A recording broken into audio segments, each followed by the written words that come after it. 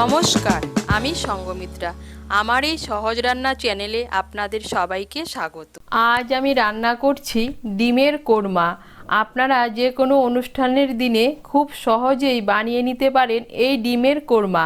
খেতে কিন্তু অসাধারণ লাগে। আপনারা একবার বানিয়ে খেয়ে দেখবেন। আপনাদের যদি এই রেসিপিটি ভালো লাগে তাহলে লাইক এবং শেয়ার করবেন, আর রেসিপিটি কেমন হয়েছে কমেন্ট করে জানাবেন। আরও নতুন নতুন রেসিপি পাওয়ার জন্য চ্যানেলটিকে অবশ্যই সাবস্ক্রাইব করবেন। ধন্যবাদ। প্রথমেই পেঁয়াজ বেরেস্তাটা বানিয়ে নেব। তার জন্য কড়াইতে দিয়ে দিচ্ছি সাদা তেল। তেলটা গরম হয়ে গিয়েছে, এর মধ্যে আমি পেঁয়াজ বেরেস্তাটা বানিয়ে নিচ্ছি। এর মধ্যে আমি দিয়ে দিচ্ছি একটা বড় সাইজের পেঁয়াজ কুচি।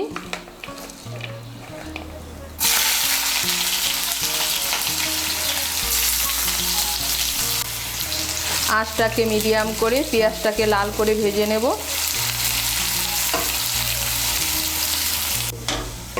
এই দেখুন পেঁয়াজটাকে লাল করে ভেজে নিয়েছি, আর তৈরি হয়ে গেল পেঁয়াজ বেরেস্তা।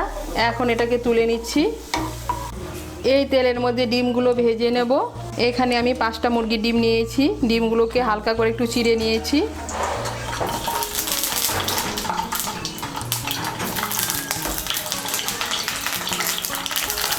এর মধ্যে দিয়ে দেবো সামান্য একটু নুন,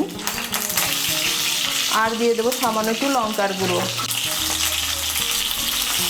নুন আর লঙ্কার গুঁড়োটাকে মিশিয়ে নিয়ে ডিমগুলোকে লাল করে ভেজে নেব। এই দেখুন ডিমগুলোকে ভেজে নিয়েছি। এখন ডিমগুলোকে তুলে নিচ্ছি। কড়াইতে যে তেল আছে এই তেলেই রান্নাটা করব। এর মধ্যে দিয়ে দিচ্ছি একটা তেজপাতা, দিয়ে দিচ্ছি গোটা গরম মশলা। গোটা গরম মশলার মধ্যে নিয়েছি 2টো এলাচ, 2টো লবঙ্গ আর 1 টুকরো দারচিনি। এলাচের মুখগুলো একটু ফাটিয়ে দিয়েছি। ফোড়নটা দিয়ে একটু নাড়াচাড়া করে নিয়ে এর মধ্যে দিয়ে দেবো পেঁয়াজ বাটা। এর মধ্যে দিয়ে দিচ্ছি একটা মাঝারি সাইজের পেঁয়াজ বাটা। পেঁয়াজ বাটাটাকে মিশিয়ে নেব। তেলের সঙ্গে মিশিয়ে নিয়ে পেঁয়াজ বাটাটাকে ভেজে নেব।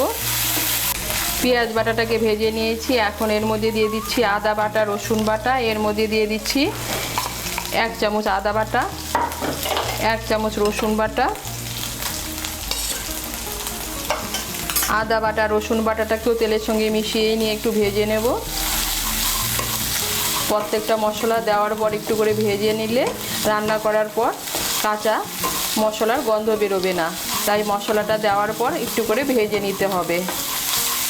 আদা বাটা রসুন বাটাটাকেও ভেজে নিয়েছি। এখন এর মধ্যে দিয়ে দেবো সামান্য একটু জল। জলটাকে মিশিয়ে নিয়ে এর মধ্যে দিয়ে দেবো গুঁড়ো মশলা। গুঁড়ো মশলার মধ্যে এর মধ্যে দিচ্ছি 1 ছোটো চামচ লঙ্কার গুঁড়ো, 1 ছোটো চামচ ধনে গুঁড়ো। লঙ্কার গুঁড়ো আর ধনে গুঁড়োটাকে মিশিয়ে নেব।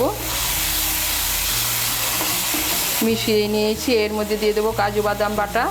এর মধ্যে দিয়ে দিচ্ছি আমি 10-12টা কাজু বাদাম বাটা।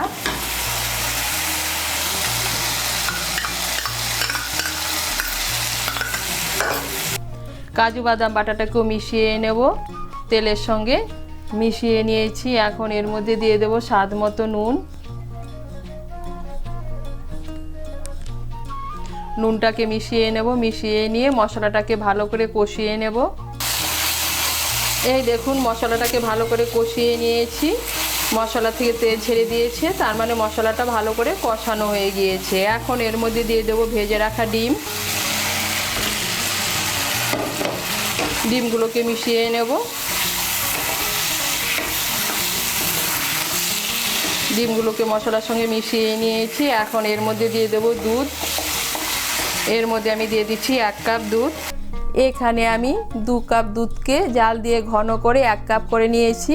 দুধটা যত ঘন হবে কোরমার স্বাদ তত বেড়ে যাবে। দুধটাকে ভালো করে মিশিয়ে নেব। মিশিয়ে নিয়ে আঁচটাকে মিডিয়াম করে 10 মিনিটের জন্য ঢেকে দেব। আঁচটাকে মিডিয়াম করে 10 মিনিটের জন্য ঢেকে দিয়েছিলাম। এখন এর মধ্যে দিয়ে দেব গরম মশলার গুঁড়ো।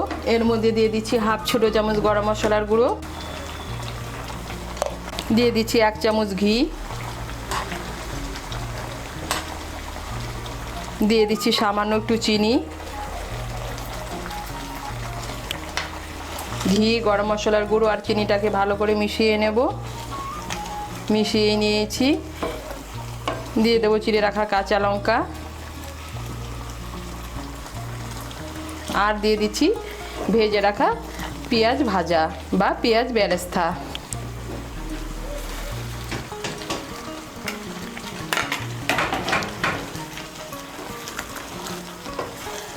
পেঁয়াজ ভাজা, ঘি, গরম মশলা গুঁড়োটাকে মিশিয়ে নিলেই তৈরি ডিমের কোরমা। সমস্ত উপকরণটাকে মিশিয়ে নিয়েছি আর তৈরি হয়ে গেল ডিমের কোরমা। এখন গ্যাসটাকে বন্ধ করে 2-3 মিনিটের জন্য ঢেকে রেখে দেবো। 2-3 মিনিট পর ঢাকনা খুলে পরিবেশন করব।